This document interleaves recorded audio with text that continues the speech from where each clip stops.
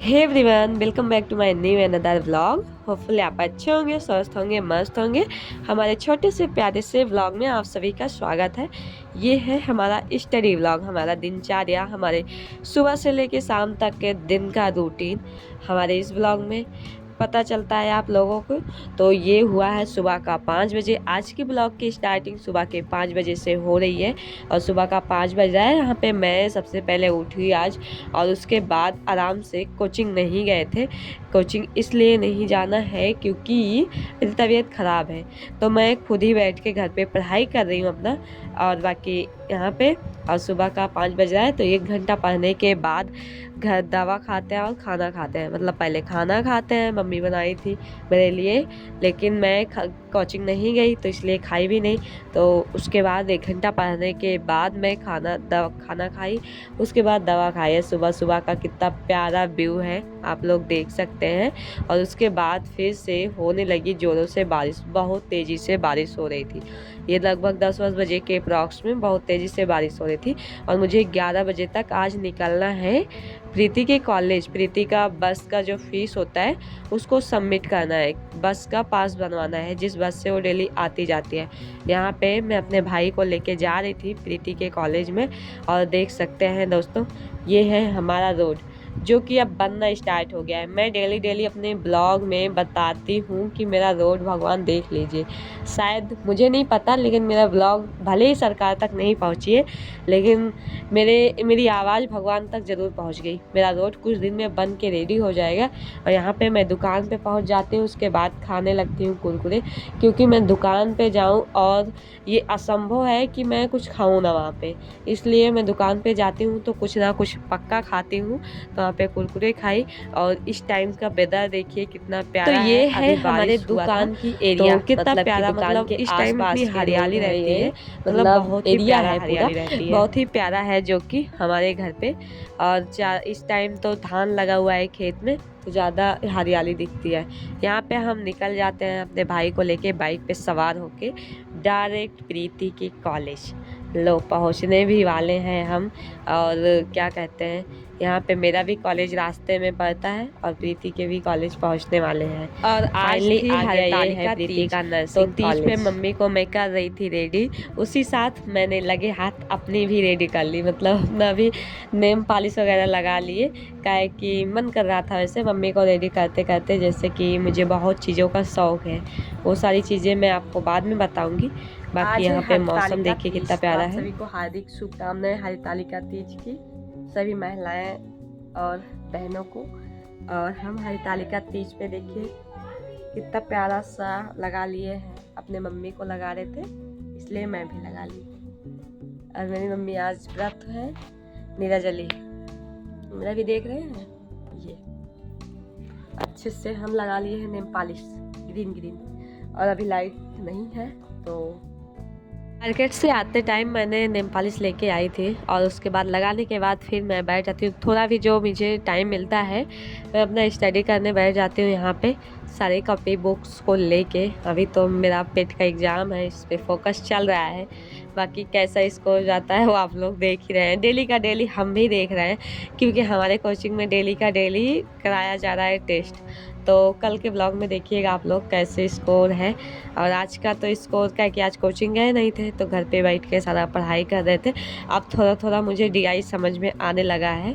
अभी तक तो मुझे कुछ भी मतलब DI समझ में नहीं आता था, लेकिन हाँ 2-4 बार मैंने रिवाइज किया और वीडियोज़ वगैरह भी देखे, कोचिंग में भी पढ़े, तब कहीं जाके थोड़ा बहुत समझ में आने लगा। और अपने कॉलेज में, मतलब मैं जब कॉलेज जाती हूँ, मेरे कॉलेज में भी एक लड़की है जिसको थोड़ा अच्छे से मैथ आता है। मतलब मैथ्स तो सबको आता है, बस DI वगैरह जैसे कि मुझे नहीं समझ में आती थी, तो उसको थोड़ा अच्छे से आता था।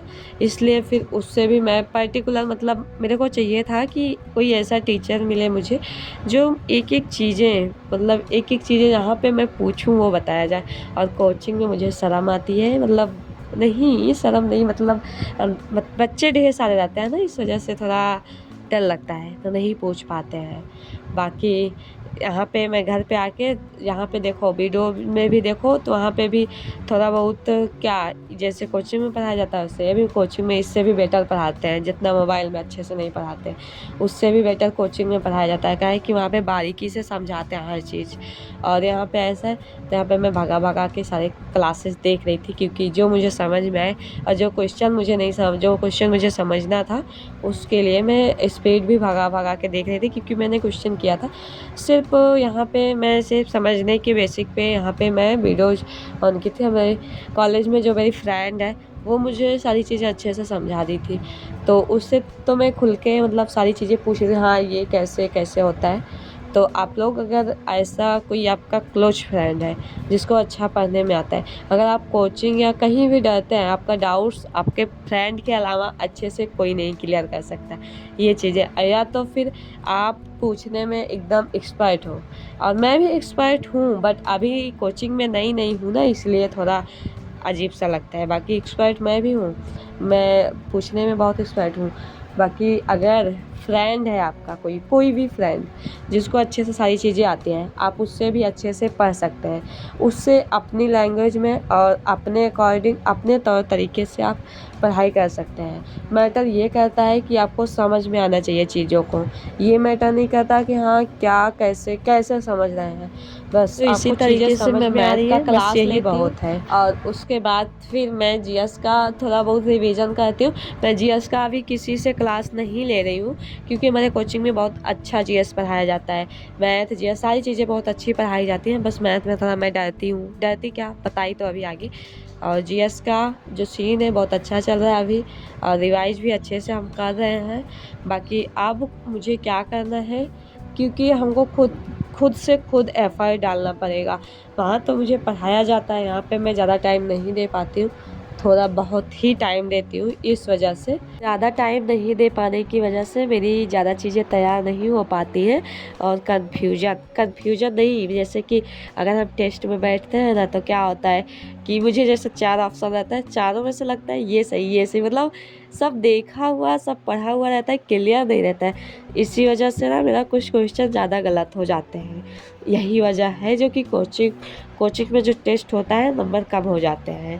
बाकी मैं अपना कोशिश कर रही हूँ अच्छा अपना बेस्ट देने का, और अगर नहीं आता है तो कोई बात नहीं।